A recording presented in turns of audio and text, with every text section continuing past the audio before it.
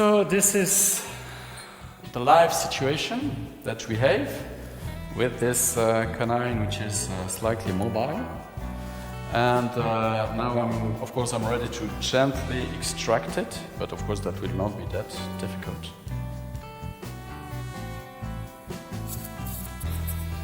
Ok, non, David immédiatement.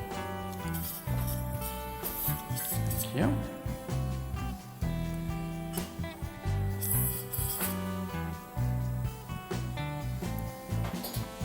Wow, how good I am this morning. So I'm checking quality of the so-called socket here. We have some soft tissue in the palatal. So now I'm ready to start the drilling procedure. So we will enter the palatal wall just like this.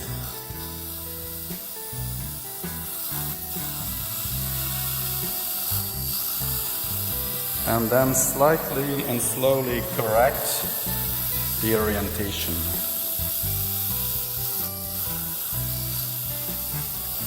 Of the drill.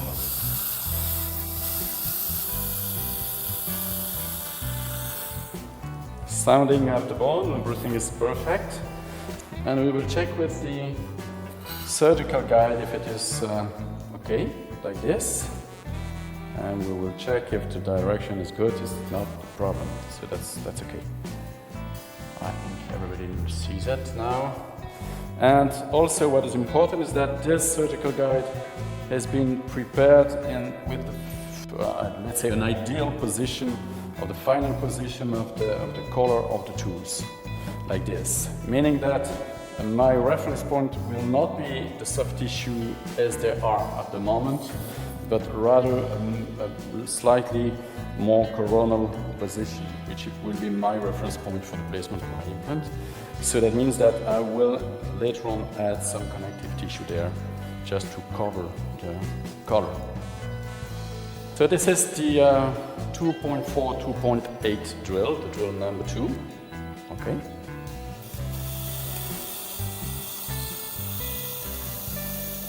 So once again I start slightly palatal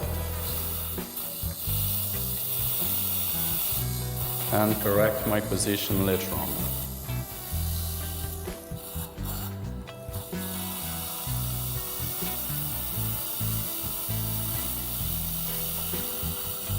Okay. And now I will go for a third thread because the bone is quite dense, 2.8, 3.2.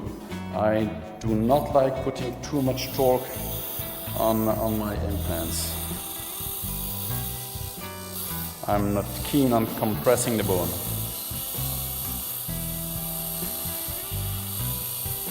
Good. That's it.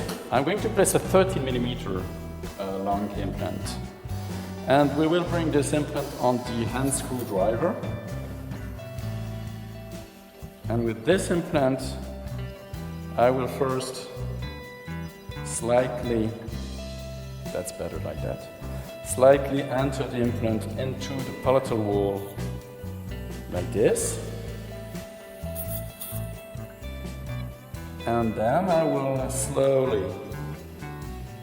slowly change the direction and go deeper. So this is the right direction now. We will check the orientation with the surgical guide. And you will see that my direction is okay. Okay, just like that, not bad. Okay, so we can continue. And you will see that at the moment my torque is still quite high, so I will come back slightly just to decrease the pressure, because I don't like having too much pressure. And that's still a bit too much. Okay. So this is the position that we want, and you see that we have aspirateur. we have an indication of, here on the implant driver, we have an indication of a distance of 3 millimeters between this line and the implant top. And actually I would like to rebuild the gingiva till that point. And here I'm about at the bone level. Yes, exactly.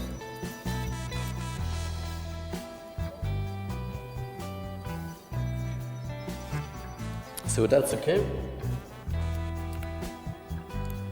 There it is.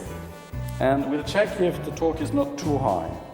Actually, I don't like having more than 40 Newton centimeters. And you see that now it's much better. It's much too high, sorry. So we will decrease it slightly. So I don't like exceeding about 40, 45 Newton centimeters. I think that's good like that. Now I'm going to use what we call the bone mill. So it's because we are quite sure here that we have some bone on the palatal, on the palatal that will impair the placement of our abutment, aesthetic abutment. So this instrument is very easy to use. So it is guided by this kind of healing abutment. You just insert this drill and that's it. So the bone, the excessive bone, the excess of bone has been removed. We just remove this piece and we will be ready to go one step further. That is the placement of our zirconia abutment, or at least a try-in of this zirconia abutment. This is the abutment I do intend to try in. It is an aesthetic zirconia abutment. Okay, we will try it in. Yeah.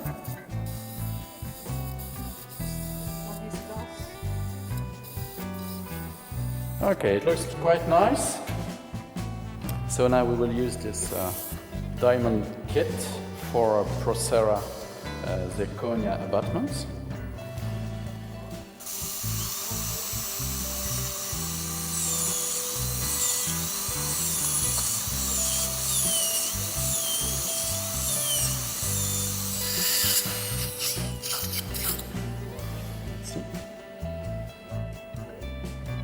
Slightly adjust shape of the crown.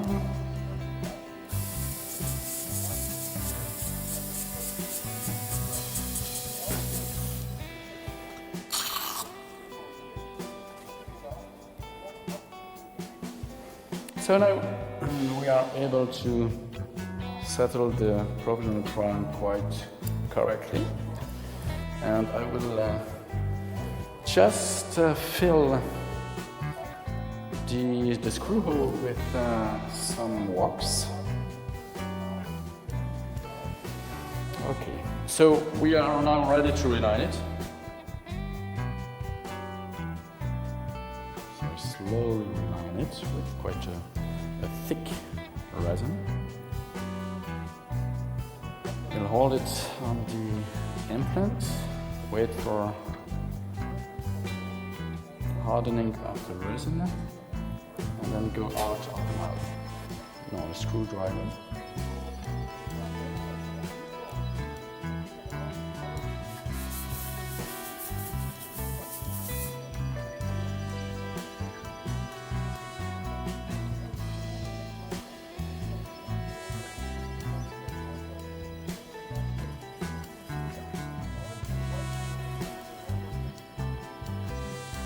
Okay, now we're going to adapt to that. So I'm removing the excess of resin here.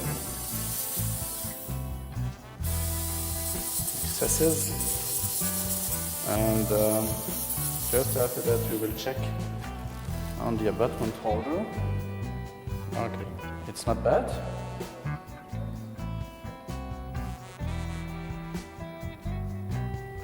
Not too bad. Now I'm going to adapt the resin at the limits, just to have resin everywhere till the limits.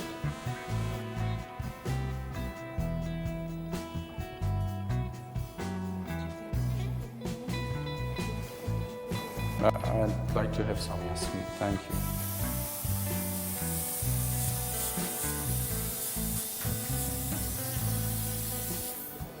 Now we are ready to place back the abutment into the mouth. So I'm seating the abutment. You have seen the engagement into the X, the apical X. I think that it's very important that people know we have to engage the hex apically. That's it. I'm going to, just to show you that I will tighten it with this prosthetic torque wrench, which goes to 35 and not 70. So I have tightened it by hand up to now. And engage this screwdriver like this. Yeah. And you see that I was at about 15 Newton centimeters by hand. I'm increasing slightly now. And I'm at 35 and it's okay. Good. So now we are going to cement the crown. So we'll use a very limited amount of cementation material. That's it.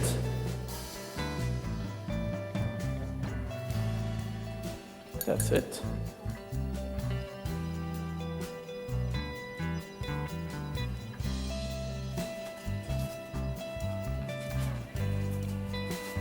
And the crown is now seated. And you will be able to see, I think that's interesting, the excess of cementation material here that has gone out from the vent hole on the palatal aspect. So that's